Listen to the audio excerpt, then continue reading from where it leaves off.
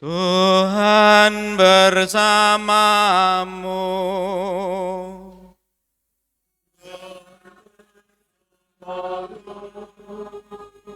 Inilah Injil suci menurut Lukas. Dimuliakan Tuhan. Sekali peristiwa, Yesus berdiri di pantai Danau Genesaret. Banyak orang mengerumuni dia, hendak mendengarkan firman Allah. Yesus melihat dua perahu di tepi pantai.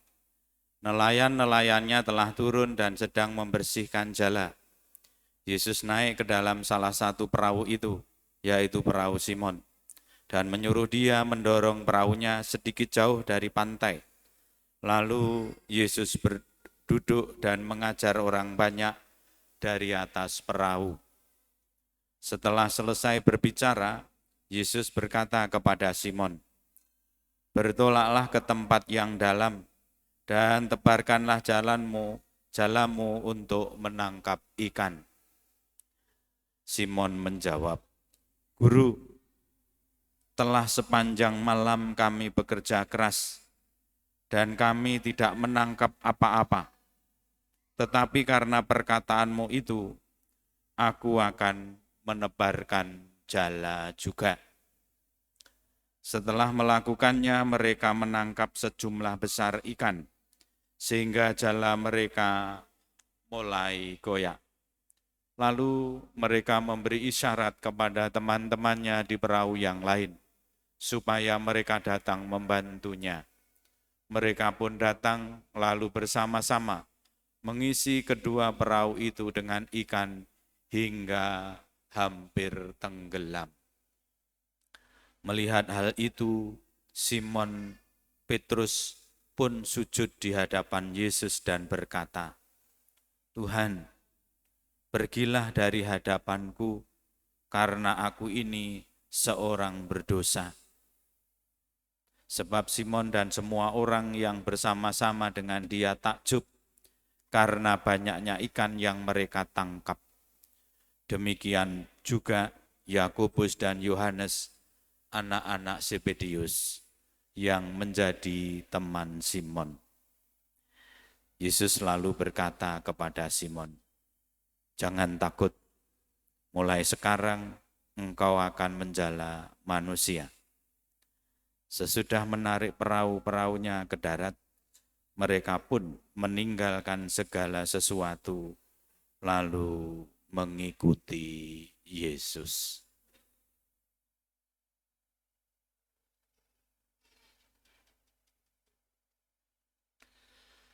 Demikianlah sabda Tuhan.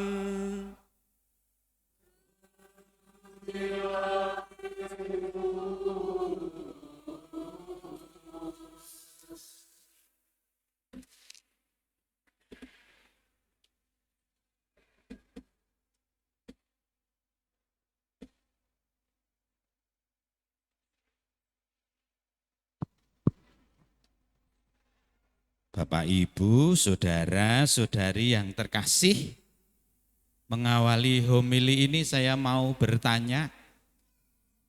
Pertanyaan saya sederhana, Yesus itu pekerjaannya apa? Halo, Yesus pekerjaannya apa?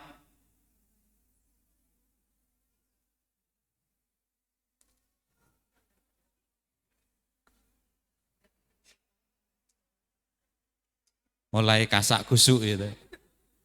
Tanda kalau orang kasak kusuk ini biasanya enggak tahu. Tapi sok tahu gitu ya.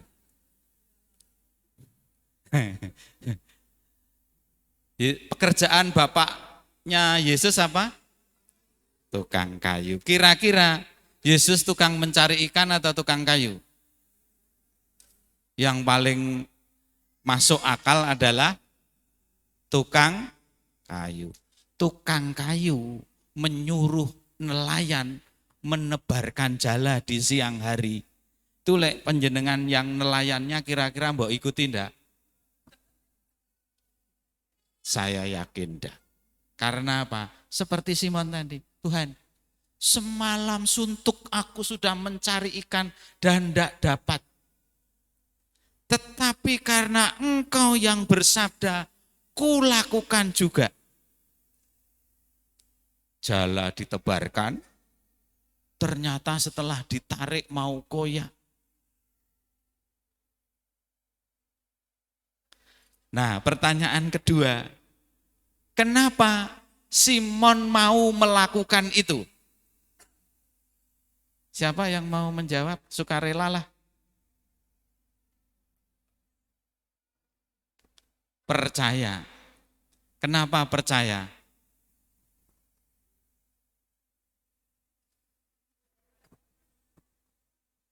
Karena iman. Percaya karena iman. Gitu. Siapa lagi? Boleh bebas ini. Ini bukan ujian ini. Gitu. Tapi menguji memang. Gitu.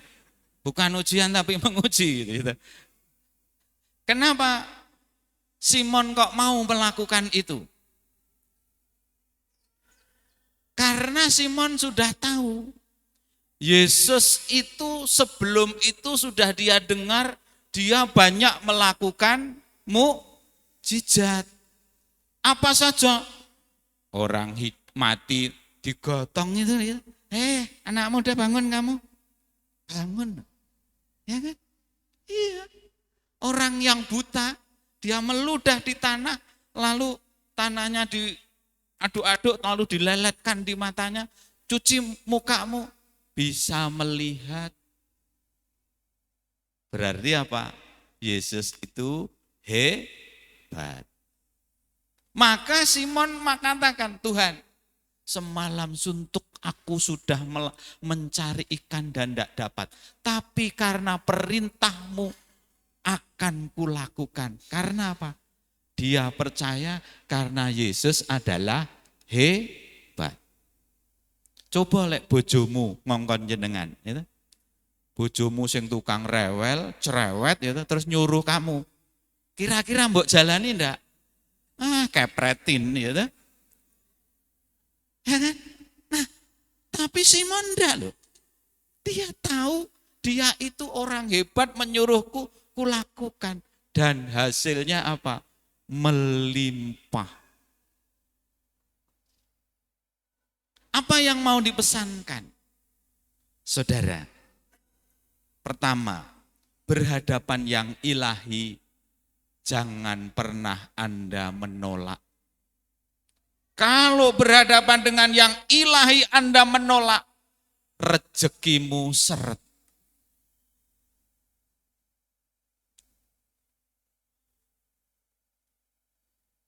Tapi banyak orang Katolik gitu. Sembahyang ke gereja, sembahyang. Gitu. Iya kan? Rajin. Rosario. Bahkan rosario merotoli sampai ping 17 gitu. Tapi kalau disuruh doa lingkungan, banyak orang Katolik mau kumpul enggak? Mohon maaf, tapi tidak di sini. Kalau di sini orangnya rajin. Gitu. Apalagi kalau disuruh menjadi pengurus lingkungan. Wah. Jawabannya apa? Saya belum siap. Tapi pertanyaan selanjutnya, kapan siapnya? Kan enggak pernah siap kan? Wong dicabut nyawanya oleh Tuhan aja enggak siap kok. Apa ada orang yang dicabut nyawanya oleh Tuhan sudah siap? Saya tanya sekarang. Anda sekarang siap dipanggil Tuhan untuk mati? Enggak. Alasannya apa? Belum siap. Karena apa belum siap? Dosanya masih ngakoni. Gitu. Untuk disuruh jadi pengurus lingkungan, semangat enggak? Pakai Joko Indo alias menghindar. Tapi hati-hati, seperti tadi. Kalau tidak punya jawaban seperti Simon Petrus, Tuhan, karena Engkau yang menyuruh akan kulakukan. Kalau tidak punya semangat ini, hati-hati. Ya enggak heran Anda bekerja membanting tulang sampai remuk redam, rezekimu sidik. Karena apa? Tidak mau dipakai oleh Tuhan. Tapi tidak di sini. Kalau di sini orangnya TOP BGT, top banget pokoknya. Nah, maka penting bagi orang Katolik menyadari di hadapan Tuhan, berhadapan Tuhan, saya mau sembah bakti sujud untuk melakukan perintah-Mu Allah. Karena perintah-Mu adalah kebenaran dan berkat bagiku.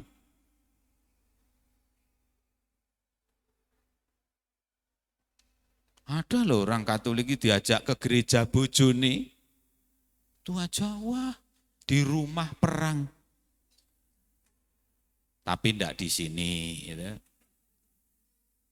Diajak anak-anaknya itu sampai rindu kapan papanya pergi ke gereja bersama dengan kita, Ma. Tapi tidak pernah terjadi. Karena apa? Lebih senang di tempat lain.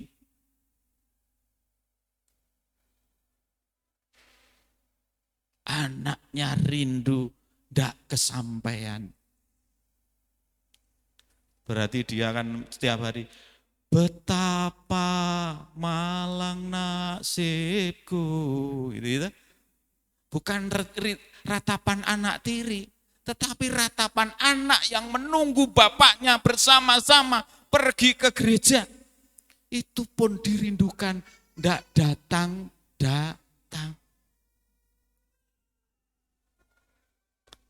Maka saudara, saya dan Anda minggu ini diajak untuk membaca kembali.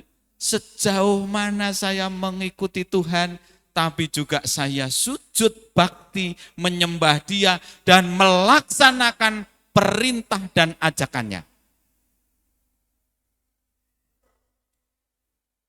Ini penting.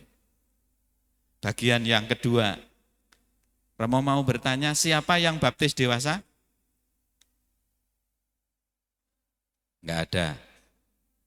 Enggak ada yang ngaku, oh satu. Siapa lagi? 1, 2. Ya.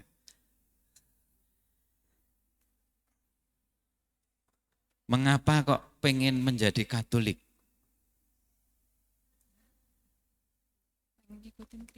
Bebas saja, enggak usah takut-takut. Misalnya Romo itu baptis tanggal 21 April 1981.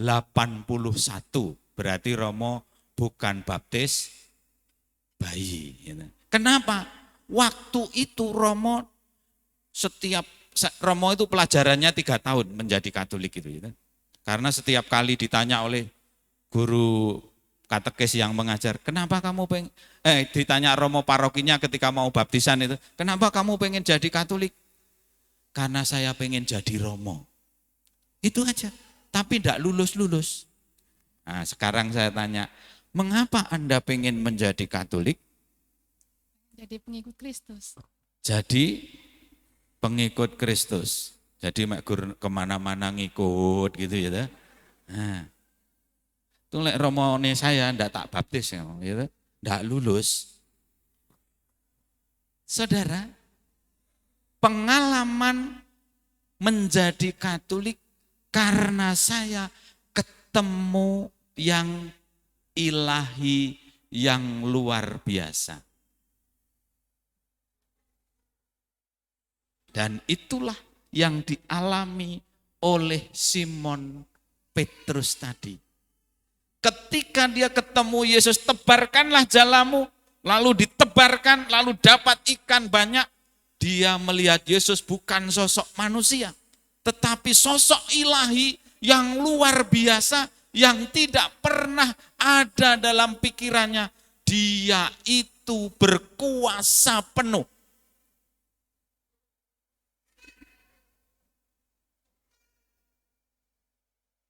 Dan akhirnya apa yang dikatakan Simon? Tuhan, pergilah, aku orang berdosa. Saudara, mengalami pengalaman yang ilahi, melihat dia menyadari diri orang berdosa. Lalu kalau sudah berdosa, apa yang mesti dilakukan? Ini perintah berikutnya. Tuhan tidak menjauhi kita, tetapi justru Tuhan mendekati kita. Jangan takut. Kamu akan kujadikan penjala manusia.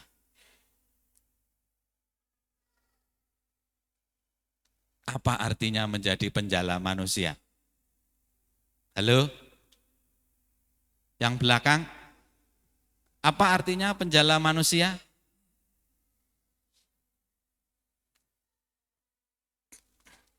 Sepi. Gerejane sepi. Kayak tidak ada kehidupan ya. Apa artinya menjadi penjala manusia? Saudara, menjadi penjala manusia berarti apa? Diutus untuk merebut orang dari kuasa kegelapan, dibawa kepada jalan terang, yaitu Tuhan. Jadi tugas kita itu seperti Simon, merenggut orang dari kuasa kegelapan, membawa dia kepada jalan terang untuk mengikuti Tuhan. Mau tanya, kehadiranmu menjadi orang Katolik kecuali yang 1, 2, 3, 4 tadi, berarti baptisnya bayi ya kan? Berapa orang yang Anda pengaruhi menjadi Katolik?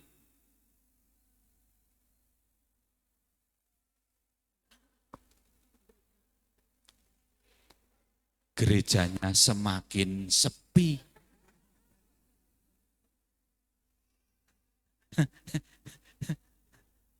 Enam, rekor ini 6 itu. Saudara, pertanyaan inilah yang mesti kita renungkan. Saya oleh Tuhan, jangan takut. Aku menyertai kamu, mengutus kamu untuk penjala manusia. Berarti apa? Untuk menangkap orang yang ada di dalam kuasa-kuasa kegelapan, kubawa kepada Tuhan. Itu berarti apa? Itu berarti saya bergerak menangkap orang, maju bersama untuk hidup dalam terang Allah. Jadi Anda dan saya jangan menyanyi seperti ini. Aku masih seperti yang dulu. Jangan menyanyi begitu. Tidak tumbuh dan berkembang ini. Makanya gerejanya tidak tambah. Karena apa? Aku masih seperti yang dulu.